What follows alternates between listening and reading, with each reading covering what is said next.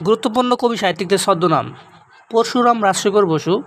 দাদাভাই রুকনুজ্জামান খান, সত্যপীর মুসাফির,